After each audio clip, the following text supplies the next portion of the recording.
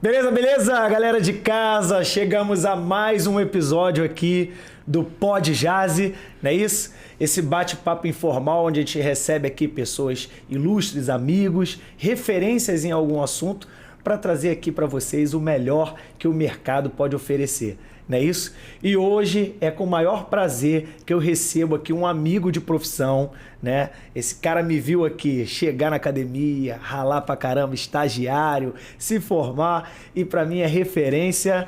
Com vocês, Rodrigo Brivio. Aê! Olha ele aí, obrigado, irmão, pela presença. Eu que agradeço. Seja bem-vindo. Ô, Jaziel, eu que agradeço. É sempre um prazer a gente falar com qualquer pessoa que tenha algum assunto relevante a ser debatido. E é maior ainda esse prazer quando a gente tem a oportunidade de falar sobre a nossa profissão.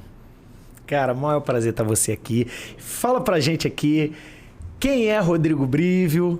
Quanto tempo é formado em educação física? Com o que você atua? Já conta essa história maravilhosa que aqui nos bastidores você estava contando hoje aí, duas meninas vindo de outro estado. Fala pra mim, porque eu conheço, mas tem gente de casa que não conhece, né? Quem é Rodrigo Brivio? Jaziel, sempre essa pergunta eu sempre recebo quando eu tenho a oportunidade de ministrar alguma palestra, dar algum curso, participar de alguma entrevista como essa aqui, e eu faço sempre questão de dizer: meu nome é Rodrigo Brivio e eu sou professor de educação física. E aí, quando me perguntam, olha, mas só isso? Você não tem nenhum outro título que queira colocar aqui no portfólio da tua palestra? Não, isso não é só.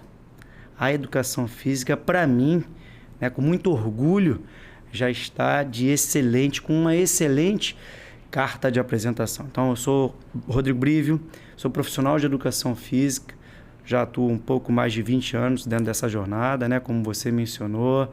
Eu, assim como acompanhei toda a sua formação acadêmica, já acompanhei a formação acadêmica de muitas pessoas e eu sempre fico muito feliz em saber que, de alguma forma, eu consigo presenciar a formação de pessoas que, como você, escolheram a educação física e hoje ajudam muitas pessoas através desse credenciamento. Pô, que prazer, hein? Caraca, fica até difícil falar, hein, rapaz? Com esse cara aqui. Rodrigão, cara, como é que você ficou famoso aí? Como é que você ficou reconhecido na área de educação física? Com o que você atua? Sim. Fala pra galera de casa aí, como é que você atua no seu trabalho hoje? Jaziel, eu hoje, e faço questão sempre de mencionar, né? Eu, assim como outros 30 colaboradores, né? Formamos aquilo que chamamos de equipe Rodrigo Brivio, né? Nenhum tem um mérito maior do que o outro. Nós somos uma equipe que, através do nosso credenciamento, a gente busca levar melhores condições de vida a pessoas com deficiência. Temos hoje, acredito que 80% a 85% de pessoas com autismo que fazem parte do nosso projeto e os outros índices de percentual, eles estão relacionados à síndrome de Down ou alguma síndrome de Rett ou algum outro transtorno, mas o nosso público maior, ali acima de 80%, são de pessoas com autismo. E que hoje nós temos mais de 600 pessoas dentro desse projeto fazendo atividade de segunda a sábado. Perfeito, cara. Muito legal. E eu acompanho de perto assim, essa estrutura, esse grupo que você conseguiu formar, essa equipe Rodrigo Brivio, que trabalha hoje, né, atua na Barra da Tijuca, mas está se expandindo, não é isso? Vai se expandir agora, onde você vai proporcionar isso a outros profissionais presencialmente, mas no online você já faz isso, né? Você passa esse conteúdo para outras pessoas? Sim. A gente, um pouco antes da pandemia, né, a gente já estava estruturando algo dentro desse segmento, do segmento online. Obviamente, com muita cautela, com muita dedicação, com muita persistência. Então, a gente já produzia muitos materiais e a gente formalizou isso, né, de uma forma online, estruturou isso e colocamos ali nas plataformas online. Há pouco tempo, eu acredito que há uns 4 meses atrás, a gente foi informado por aquela equipe que nos ajuda desse segmento, com esse segmento, que a gente chegou em todos os estados do Brasil, pelo menos uma pessoa de cada estado e no Distrito Federal já participou dos nossos treinamentos. E que treinamentos esses chegaram em 23 outros países. E isso é um baita orgulho, não só para o Rodrigo, para toda uma equipe que se abdica de muitas coisas, que se priva de muitas coisas, né, enquanto pessoas, para que profissionalmente possa ter esses resultados, tanto no segmento online quanto no segmento presencial, porque há de convir 600 pessoas sendo atendidas presencialmente através de toda essa dedicação, de todo esse comprometimento, é algo de se orgulhar bastante. Não tenha dúvidas, cara, não tenha dúvidas. Você faz um trabalho maravilhoso ali, onde um profissional que começou comigo foi o Dudu, que eu também era estagiário, entramos juntos. E na época onde eu fui para aulas coletivas, eu falei, cara, cola com esse cara aí, pô, ele tem a te agregar. Não tenho dúvidas que vai se tornar uma equipe maravilhosa, onde você vai fazer um trabalho maravilhoso. E hoje, digamos ali, que ele é o seu braço direito ali, é um cara que tá ali para o que der e vier ali para te ajudar. Virou praticamente um sócio. Mas você teve um momento ali que teve um trampolim, um pulo do gato, que eu acho que foi uma entrevista, se eu não me engano, alguém lhe viu, algum profissional do jornalismo na Bodytech, falou, cara, não, vou trazer alguém aqui. Como é que foi essa história aí? Que aí que foi o grande pulo do gato. Eu na verdade, já fiz... Eu dou aulas há muitos anos na Academia Bodytech, né? Eu tenho uma parceria de locação de espaço e há algum tempo atrás um repórter, foi o Lacombe, passou e fez uma observação, né, um elogio, dizendo que achava bem interessante aquela proposta que ele consecutivamente tinha a oportunidade de ver, já que é aluno da academia. E ele disse para mim, olha, você aceitaria fazer uma reportagem com a nossa emissora? E eu falei assim, olha, óbvio que sim, claro. E ele disse, eu não posso ser egoísta. Não sou eu quem vai fazer essa reportagem. Vai ser o Regis Reising. E aí a gente teve eu não acho que foi um trampolim só não, tá? Eu acho que foi aquele estilingue que foi lá para cima. Né? A gente teve a oportunidade de, num domingo, aparecer 11 minutos ali, direto, contínuo. É uma visibilidade na Rede absurda. Globo, Então, foi uma visibilidade muito grande. Mas tem uma observação bem interessante em ser mencionada nisso, que assim como uma série de outras carreiras, por exemplo, um jogador de futebol que faz um gol numa final de campeonato com o estádio cheio, muitas são as vezes que esse profissional ele se deslumbra com isso, né? E muitas são as vezes que a gente vê um cantor, por exemplo, que estoura ali com uma música e ele vai ter ali aquele foguete, né? Mas a importância de ser mencionado da administração que eu, enquanto profissional, precisava ter, e preciso até hoje, né? Administrar esse sucesso, essa repercussão diante daquela reportagem. Aí depois veio a Ana Maria Braga, a gente fez Esporte Espetacular algumas outras vezes, outras emissoras de televisão apareceram, e aquilo que eu sempre falo muito comigo mesmo, que é que eu não preciso de pedestal para receber nenhuma família, para dar dicas para um outro profissional, conselhos, sugestões para esses, assim como o Dudu, né, veio a agregar, mas eu acredito que isso seja fundamental, que diante de toda uma repercussão, diante de toda uma visibilidade, que continuemos com a cabeça no lugar, com a nossa disciplina, com os nossos princípios, que a gente, pelo menos eu acredito que sejam fundamentais, não só para uma carreira de sucesso, né, Jaziel, mas para que você continue ajudando a vida de milhares de pessoas para que você continue sendo aquilo que você era antes dessa carreira de sucesso. Não perder a essência, né, cara? Isso é importantíssimo. Cara, vamos aprofundar um pouquinho mais sobre o assunto aqui.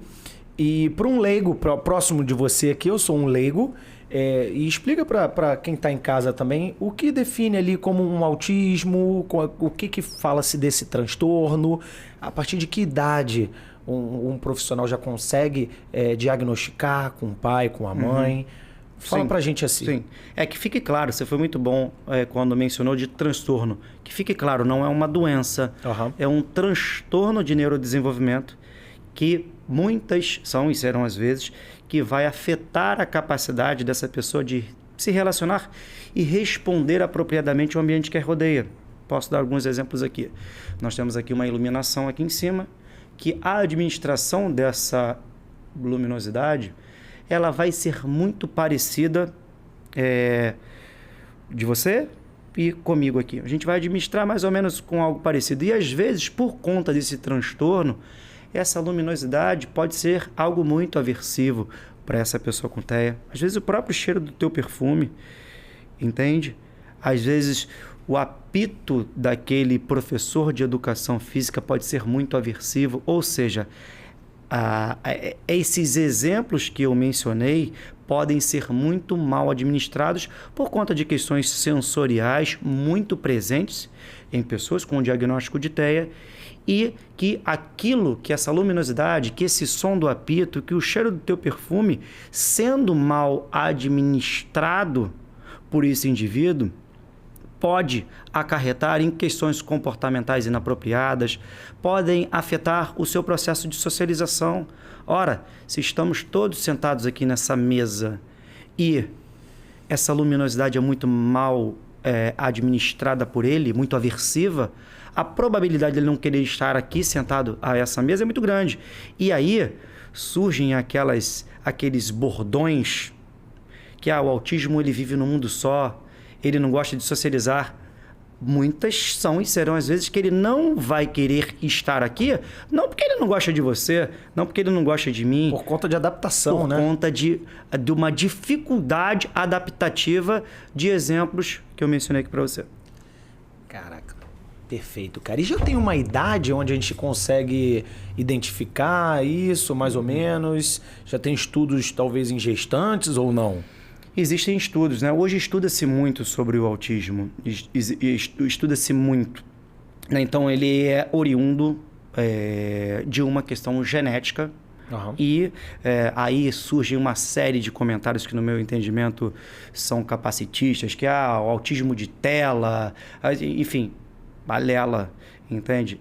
Ele é oriundo de um percentual elevadíssimo genético, de questões genéticas, e que hoje existem protocolos muito fiéis que, com menos de 1 ano de idade, você consegue, sim, identificar e fazer a intervenção precoce, porque aí a gente já entra falando sobre a importância da neuroplasticidade, a importância da estimulação precoce, no sentido de podas neuronais, apoptose, enfim, aí a gente já entra mais em partes técnicas, mas que é fundamental a gente identificar o quanto antes, para que o quanto antes a gente consiga tratar e que esse tratamento, como eu dei o exemplo da luminosidade, sendo feito o quanto antes, e essa administração aqui, mais uma vez falando, luminosidade, melhor administrado, a possibilidade dele vir aqui e socializar é muito melhor, a possibilidade dele pisar numa grama de uma forma muito menos aversiva é muito menor. Ou seja, você, através da estimulação precoce, consegue ter resultados fantásticos e que, consequentemente, vai oferecer a essa pessoa uma capacidade de vida cada vez mais independente e autônoma. Perfeito. Você trabalha com síndrome de Down lá também. A síndrome de Down você consegue identificar já na gestante. Na maioria das vezes, na maioria sim. das vezes. Existem muitos casos hoje que não. existem muitos casos hoje que no exame de pré-natal você não é identificado isso, né? Eu recebi agora semana passada de que essa pessoa não recebeu no exame pré-natal, que após o parto também não foi diagnosticado, o próprio médico que fez o parto não identificou e isso veio a ser concluído, né, a ser diagnosticado meses após o nascimento. Caraca, que interessante. E tem como, tem casos lá seu que nasceu com síndrome de Down e uma possível síndrome ali de próximo do autismo também? Existe uma relação muito grande de pessoas com a síndrome de Down com o espectro do autismo associado. Existe um percentual, se não me engano, de mais de 60% de pessoas que apresentam a síndrome de Down. Talvez eu não seja preciso com o percentual, mas existe sim uma prevalência muito grande de pessoas que apresentam a síndrome de Down vão apresentar associado o transtorno do espectro do autismo. Perfeito, Rodrigo. E o que você acha aí da medicina? Você acha que ainda tem muita coisa a se encontrar? Tu acha que ainda tem muita coisa para se estudar sobre? Ou a medicina já tem uma conclusão clara sobre como tratar, como lidar, como descobrir? Você acha que ainda tem mais coisa a se descobrir? Pelo fato de ser um espectro, Jazzy, espectro é um leque, né? Então existem muitas vertentes que são estudadas. Não é uma característica única. Por exemplo, a síndrome de Down, ali o nome já diz síndrome, é uma síndrome, é constatado o motivo pelo qual aquela síndrome acontece, né? Uma alteração cromossômica, e o transtorno do espectro do autismo não, são diversos componentes que fecham esse diagnóstico do transtorno, entende? Não é um único diagnóstico. Existem uma série de pontos, de pilares que vão fechar um diagnóstico, entende? Por isso que o diagnóstico é muito difícil, por isso que muitas são, às vezes, principalmente com famílias que têm menos recurso, eles são diagnósticos tardios.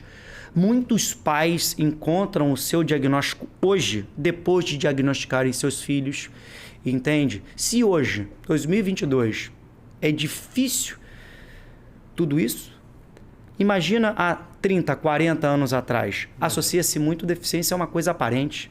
Síndrome de Down, quando você vê um cadeirante, né? Há bem pouco tempo atrás, o próprio símbolo que representava o autismo era a cadeira de rodas, por exemplo. Isso acarretava numa questão de muito transtorno para as famílias. Por quê? Porque a gente associa-se muito, a sociedade de uma forma geral, deficiência é uma coisa aparente. Você tem que estar sentado numa cadeira de rodas, você tem que ser sindrômico, né? Agora, imagine esse pai com direito à acessibilidade, por exemplo, com o símbolo ali da cadeira de rodas, chegando numa vaga de acessibilidade, sai um garoto lá... Sem ser cadeirante, sem ser julgado, sindrômico, né? Porque isso é muito difícil. Enfim, a gente vem melhorando muito. Sim. Hoje existe a fita, né? Aquela fita colorida, não só nas vagas de estacionamento dos shoppings. Hoje existem isso nos supermercados, é lei hoje. Precisa ter essa fita, esse laço azul, representando, assim como a cadeira de rodas representa a deficiência física, a fita, o laço azul. E hoje, Jaziel, por conta de prevalências cada vez maiores, né? Hoje a gente tem talvez um dos últimos estudos, a gente traz uma prevalência de 1 para 30.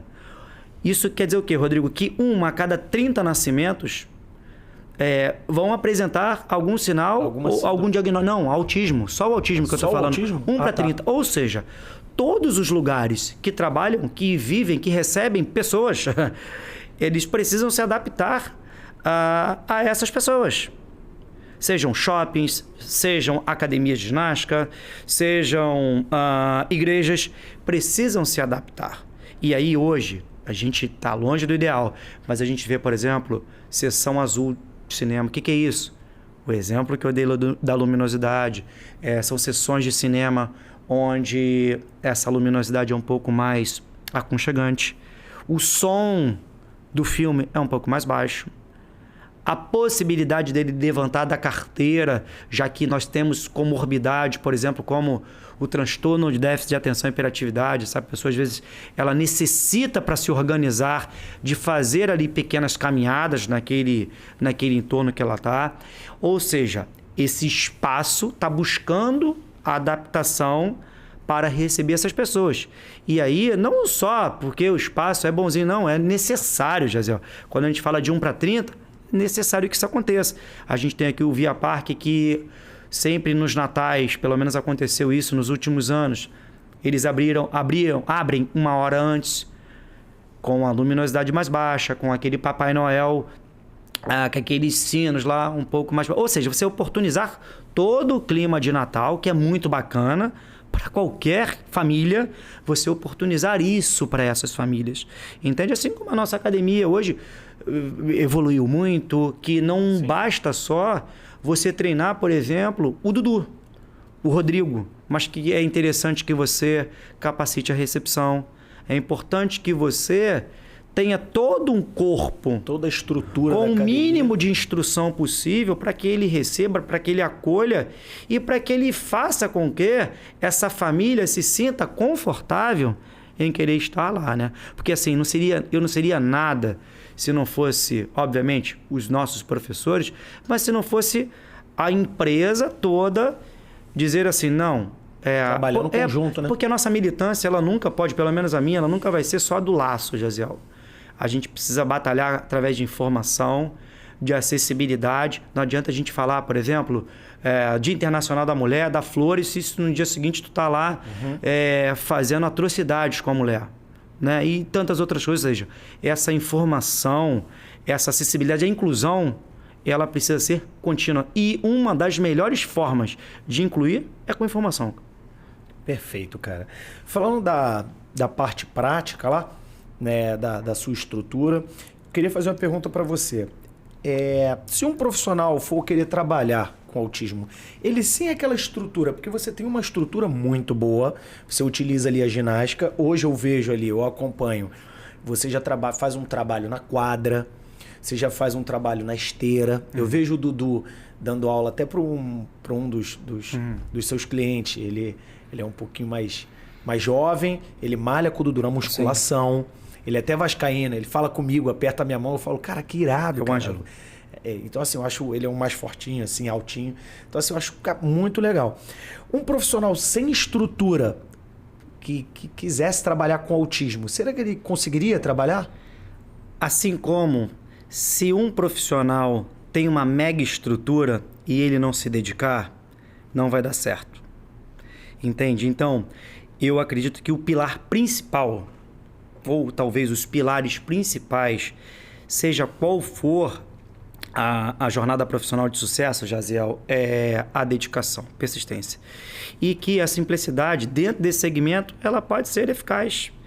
E que quando você consegue, através desse credenciamento, enquanto professor de educação física, a gente consegue dar continuidade a esse trabalho, isso é fantástico.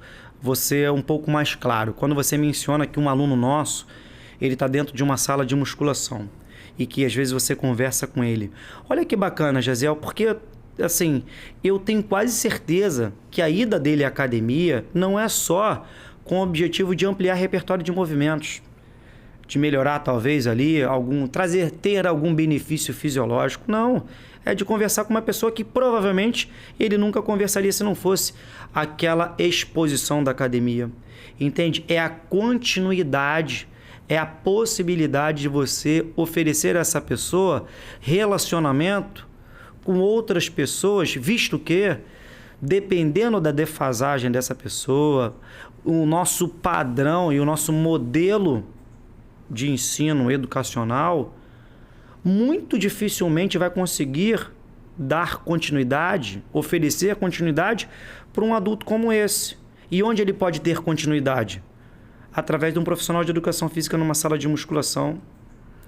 dificilmente ele teria a oportunidade de se relacionar dentro de uma universidade, dentro do nosso padrão educacional, muito dificilmente. Agora, a atividade física, desde que bem orientada por um profissional como esse profissional pode apresentar você, pode apresentar outro, e que, obviamente, a estrutura é muito interessante, muito bacana, claro, é inegável que ela é bem interessante para nós, traz conforto, não só para o aluno, para nós profissionais, né? Ela traz ali um ambiente harmonioso, qualidade de trabalho.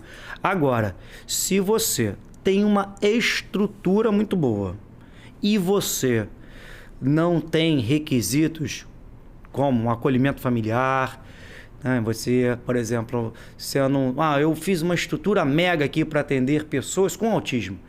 O cara chega lá enlutado, o cara chega debilitado diante de um diagnóstico.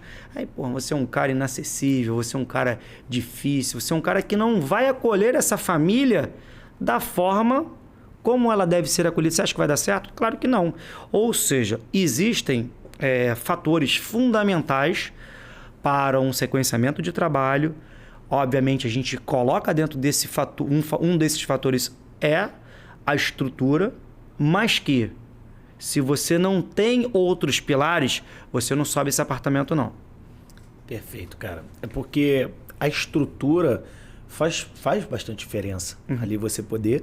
E eu acho maravilhoso ali também que há uma mistura ali. Tem crianças, muitas das vezes ali, fazendo mais aula de ginástica, uma outra aula, e ali você com algum cliente fazendo ali o trabalho de desenvolvimento. Trabalho este que, conversando até fora aí, né, nos bastidores ali, você falando sobre o poder da aula que o profissional de educação física pode proporcionar, não só eu para o meu aluno, né? E para você também com o seu cliente ali que tem algum transtorno, que não é só a parte fisiológica, não é você só proporcionar uma qualidade de vida, um condicionamento cardiovascular, um condicionamento neuromuscular, é também você proporcionar uma saúde mental, não é isso? Então, só do seu aluno estar indo ali, ele poder apertar minha mão, como eu dei exemplo ali, sabendo que era um aluno com transtorno, para mim eu me espantei.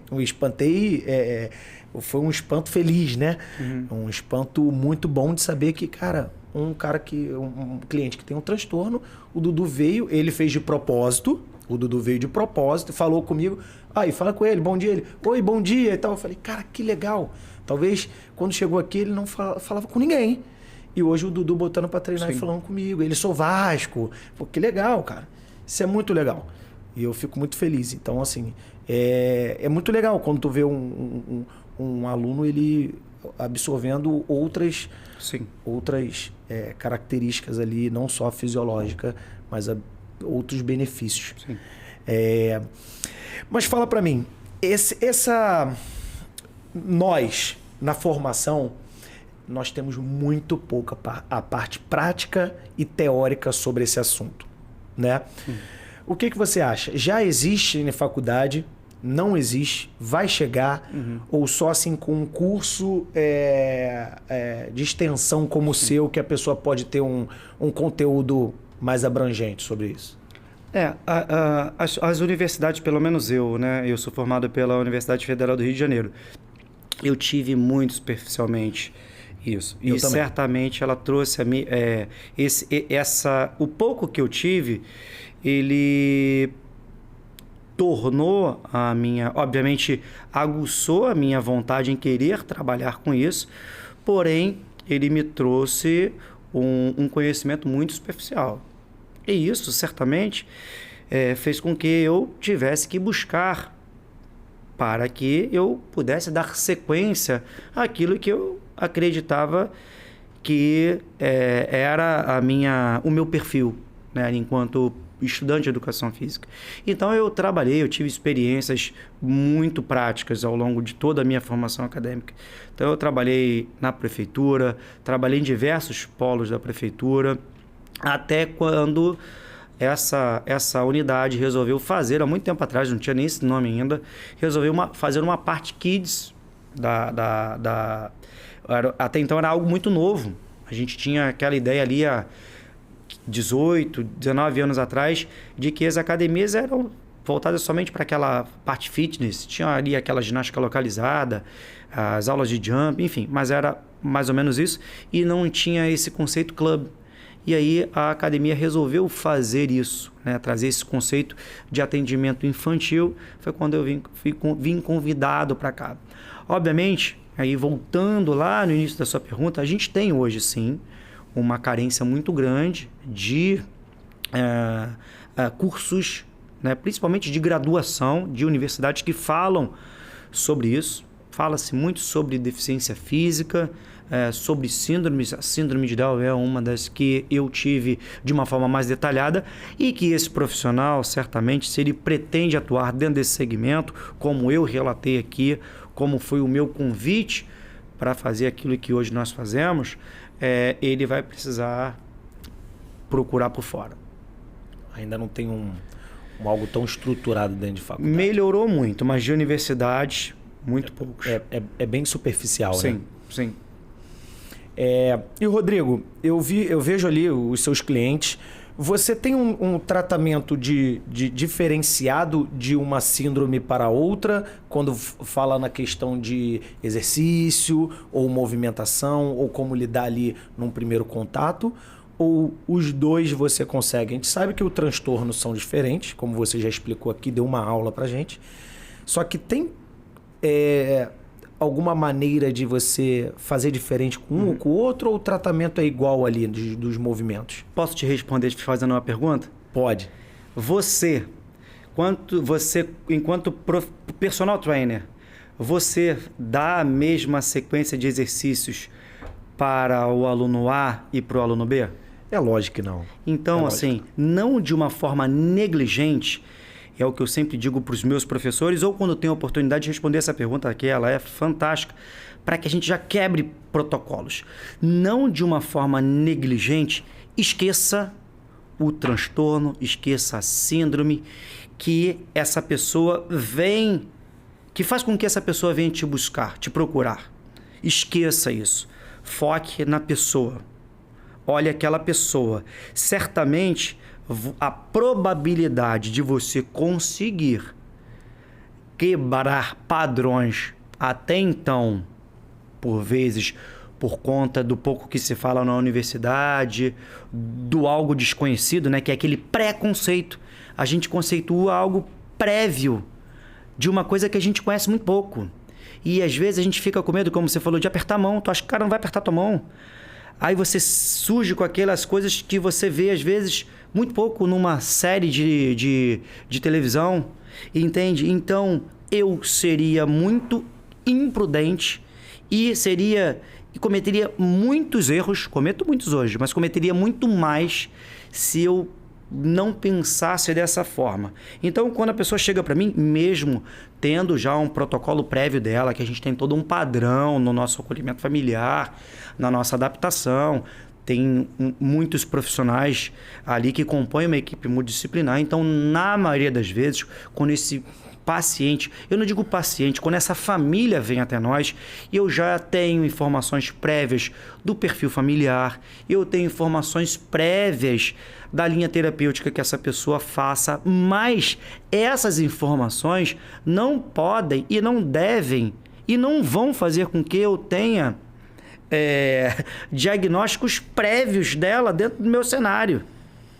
Obviamente, eu não vou ser aversivo em querer bater forte na mão dela, em marcar um horário onde a academia esteja muito cheia, ou seja, eu vou enriquecer e preparar o meu espaço, principalmente nessa avaliação, para fazer com que aquela estrutura seja, no meu entendimento, mais confortável possível, mas eu nunca vou ter um tipo de conduta diante de uma informação prévia.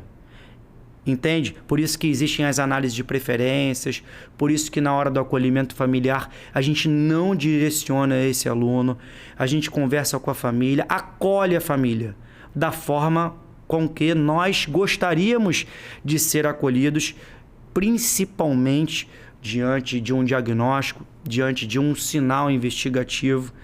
Você é pai, eu sou pai, e aquilo que você tem de mais importante na tua vida é o teu filho, não diferente de mim, entende? E que se a gente tiver, trabalhamos com pessoas, e se a gente tiver padrões engessados, diante do pouco que se sabe, a gente pode ser muito imprudente e, consequentemente, imprudência, ela anda ali numa linha muito tênue com os erros.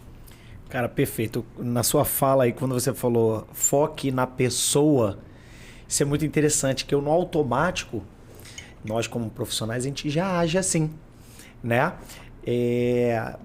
Na minha aula tinha a Paulinha. Paulinha é conhecidíssima na nossa academia. Inclusive, Paulinha, muito saudade de você.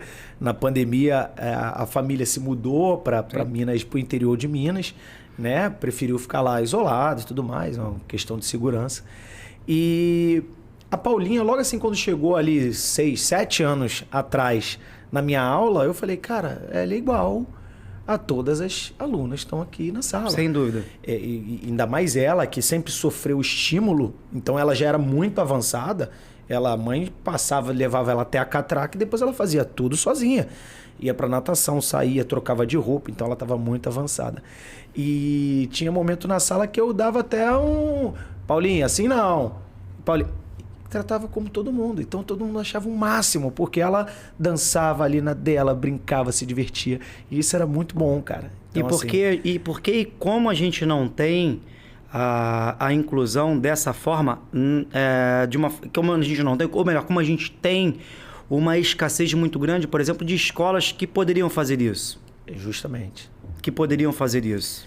Nós vamos pensando em vários motivos, né? Talvez a escola seria mais caro para ela, talvez colocar um profissional a mais ali dentro da sala para poder ter aquele processo de transição, de inclusão. Eu acho que vai muito ao encontro da minha resposta anterior, de algo padronizado.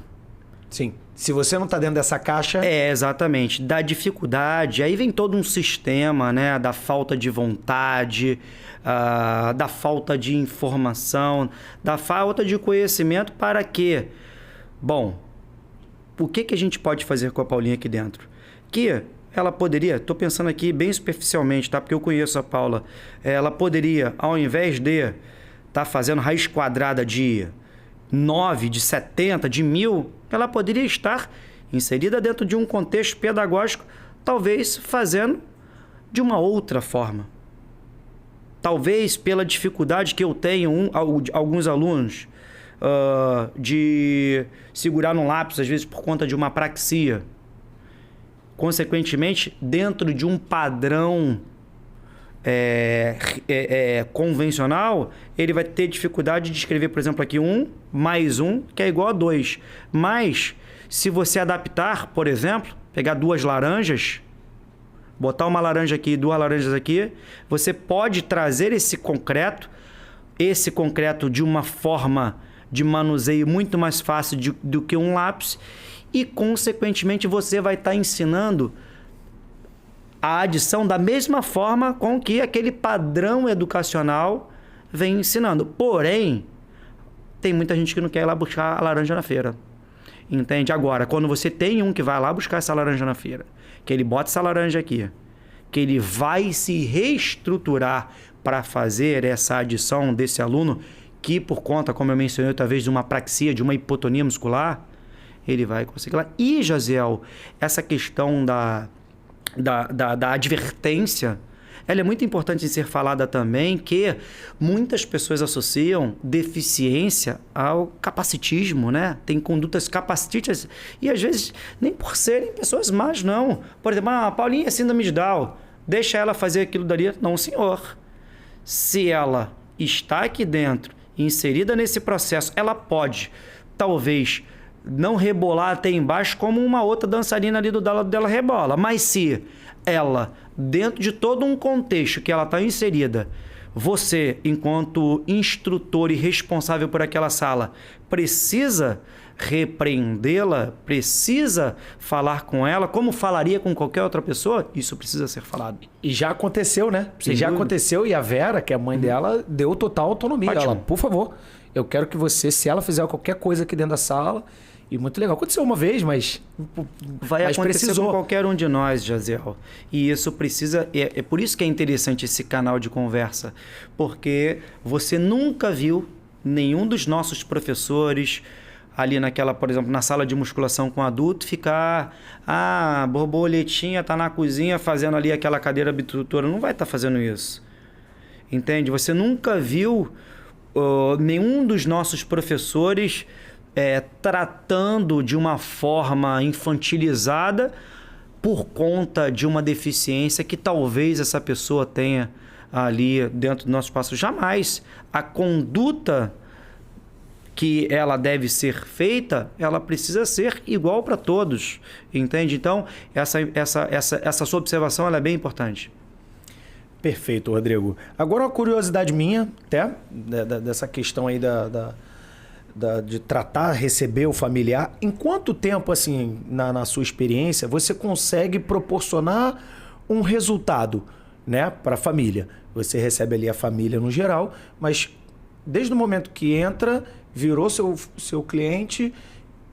Como você consegue mensurar aí o tempo de resultado? Porque eu, como profissional de educação física na parte de musculação, eu entendo que quando chega um sedentário e se ele faz uma alimentação adequada e o treino que eu estou conduzindo ali de forma que a literatura preconiza ali para gerar o resultado, eu sei que em 1 mês, 2 meses, cara, essa pessoa já vai estar emagrecendo, já vai estar ganhando massa magra. Ali no seu ambiente, em quanto tempo mais ou menos... fazendo o trabalho bem feito, consegue gerar um resultado? Jaziel, eu não vejo resultado, eu vejo resultados, né? E muitos são os resultados que a parte fisiológica, a parte motor, os avanços motores, eles vão ficar lá para trás. Fazem parte dos pilares de evolução, de resultados, mas eles ficam lá para trás. Vamos lá, vou ser mais claro. Se você conseguir oportunizar, porque a gente vai... Lembra do que eu falei aqui no início? De características da dificuldade da inclusão, da dificuldade de aceitação, da dificuldade do enlutamento da família diante de um diagnóstico. Se você consegue oportunizar essa pessoa para que ela frequente um local como uma academia, já é um resultado. Se ela vai pular dentro de um bambolê 1 mês, 2 meses, se ela nunca vai pular... Isso não vai ser menos importante do que ela adorar o dia que o pai pega a camisa da equipe Rodrigo Brive e mostra para ela.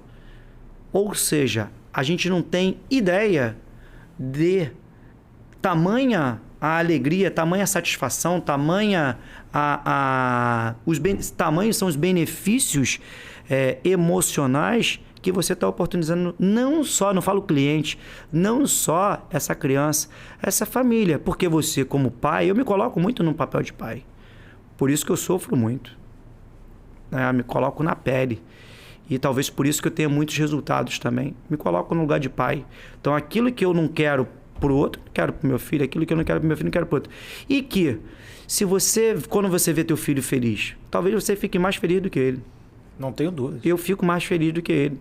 Você sabe, meu filho vive uma experiência única, né, que a educação física me deu. Pode, né? proporcionar. Exatamente. Então, quando você consegue proporcionar essa alegria, essa demonstração de alegria desse garoto, você imagina essa família como fica. Ou seja, você impacta de uma forma positiva toda a família, independente dele estar mergulhando na piscina, nadando crawl, independente dele estar conseguindo mergulhar a cabeça, dele estar pulando com os 2 pés juntos dentro da cama elástica. Porque não vai ser nunca só uma aula de educação física. Não vai ser nunca só um resultado. São vários resultados que você vai conseguir desde que de uma forma honesta, desde que de uma forma acolhedora, trazer para essa família. Então, é isso. Não é um só resultado.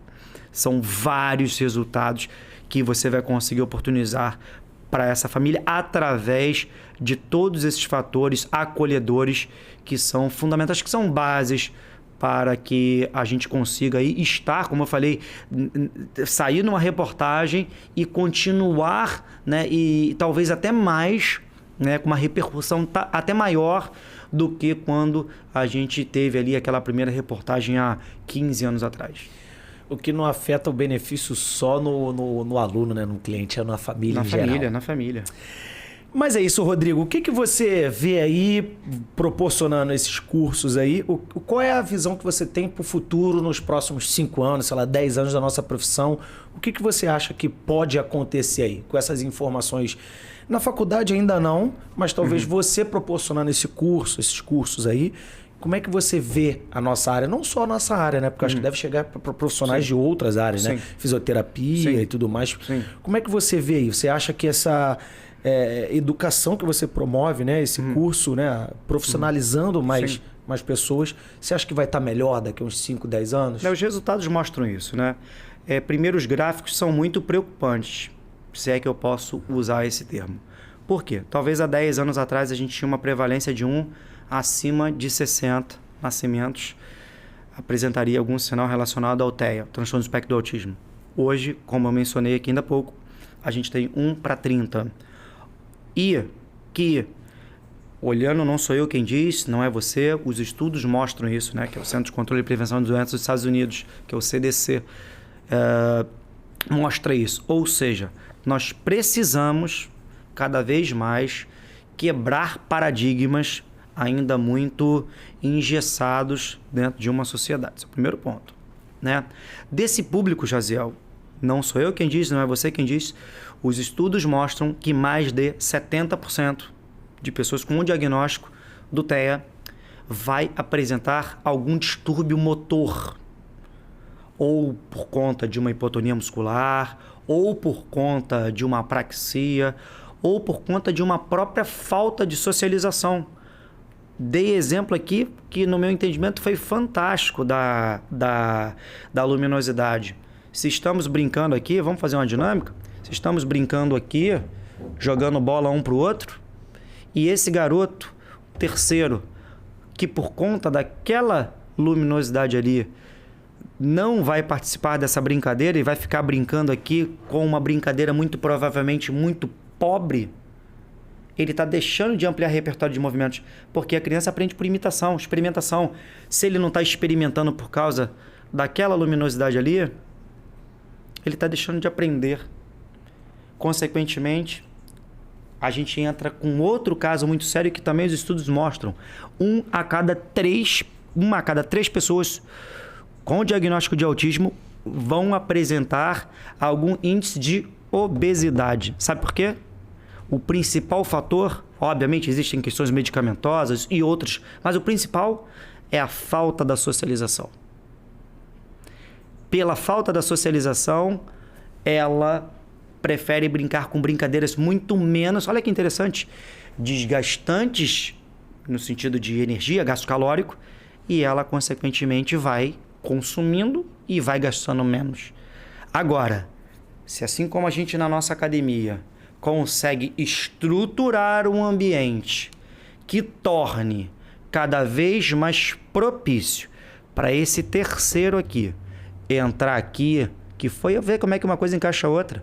O Ângelo foi falar com você, apertou a tua mão, ou seja, ele está sendo oportunizado a socializar e socializar dentro de um segmento que os estudos mostram que ele vai precisar reorganizar essa parte motora, que os estudos mostram que a obesidade vai ser causada por conta dessa socialização.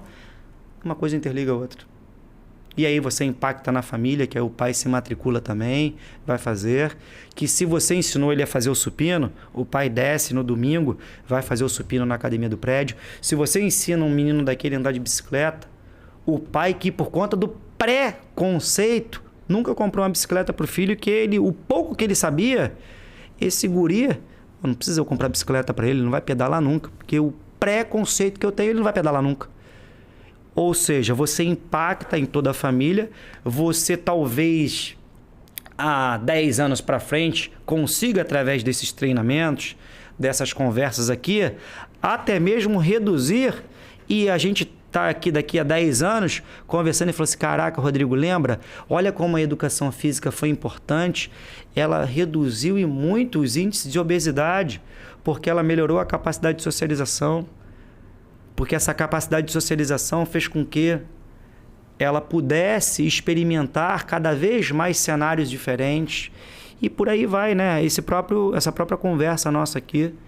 Se pelo menos uma pessoa levar alguma informação que, ao meu ver, é muito importante daqui desse nosso bate-papo e puder impactar a vida de uma família dentro dessas condições, cara, já vai estar mudando, vai estar mudando a vida de muita gente. Tá valendo. Cara, muito obrigado. Parabéns aí pelo seu trabalho. Eu sou sujeito a falar porque eu conheço, vejo, né? Eu tô 11 anos na Bodytech, né? Eu tô 12 anos, na verdade, fiz 12 anos.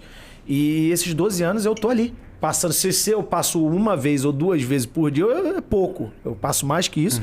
E sempre vejo você, 12 anos passando e vendo ali o Rodrigo. Ao mesmo tempo, o Rodrigo vendo ali, Jaziel, a evolução. E eu vejo o quão você faz diferença ali na vida da pessoa. E você de casa, você viu só isso aqui. Isso aqui, pouquinho do que esse cara pode te oferecer nesse assunto. Né? Você profissional de educação física, fisioterapia, ou a pessoa que é um pouquinho mais curiosa sobre esse assunto. Então, Rodrigo, por favor, fale para a galera aqui de casa o seu Instagram, com o que você, como é que é o seu curso, como a pessoa pode acessar você aí no Instagram para poder ter acesso ao seu curso. Por favor, fale aí para a galera. Primeiro, Jaziel, eu gostaria de te agradecer a oportunidade, não em nome do Rodrigo, mas em nome de toda uma sociedade que batalha pela inclusão, né? Para os profissionais, é interessante demais também a gente mencionar que hoje muitos veem um resultado de um produto final do Rodrigo, né? Uma visibilidade pela mídia, uma repercussão muito grande. Consequentemente, isso traz a esse resultado final. E eu não coloco isso da minha vida pessoal, mas é óbvio que, consequentemente, eu sou uma pessoa muito bem remunerada.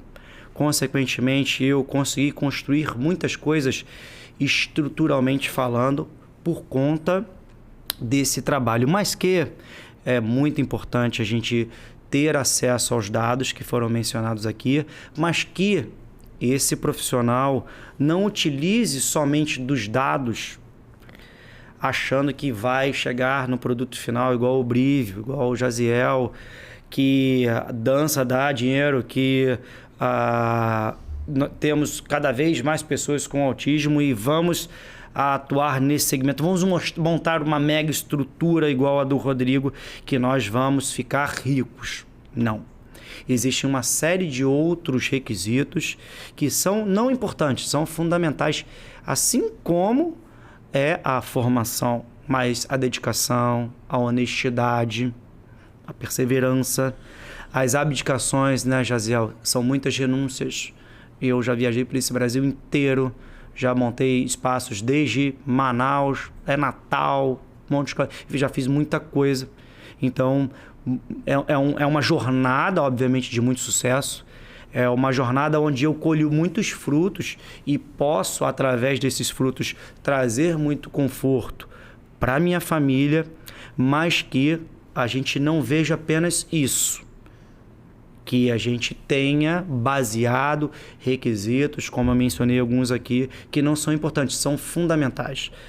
Que é o da honestidade, que é o da perseverança, da disciplina, para que a gente chegue nesse resultado final vitorioso, porém com a cabeça erguida, com a mente sã, né? Com a nossa saúde mental ali muito bem administrada. E aqueles que quiserem saber um pouco mais, eu, embora trabalhe com uma estrutura hoje física muito boa, a gente, uma vez por semana, tem dentro de um padrão de procedimento, construirmos materiais adaptados, que consequentemente, são materiais de baixo custo, materiais acessíveis que não só os profissionais conseguem fazer, mas, como o Jaziel falou, os curiosos conseguem replicar e ajudar algum parente, algum conhecido, ou até mesmo esse profissional que tem ainda uma estrutura muito simples.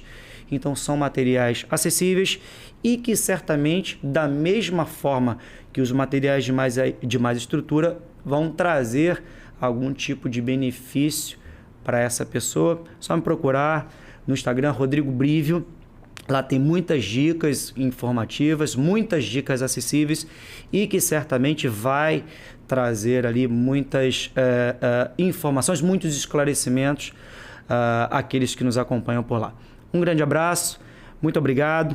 Muito obrigado, Jaziel, e até o próximo convite. Obrigado, irmão. Então é isso. Então você já sabe aqui nosso canal Pod Jazzy, compartilha, encaminha aí para outros profissionais, pessoas aí próximas que queiram saber sobre esse assunto e os outros assuntos, outros vídeos aqui do nosso canal. Perfeito? Até a próxima. Valeu!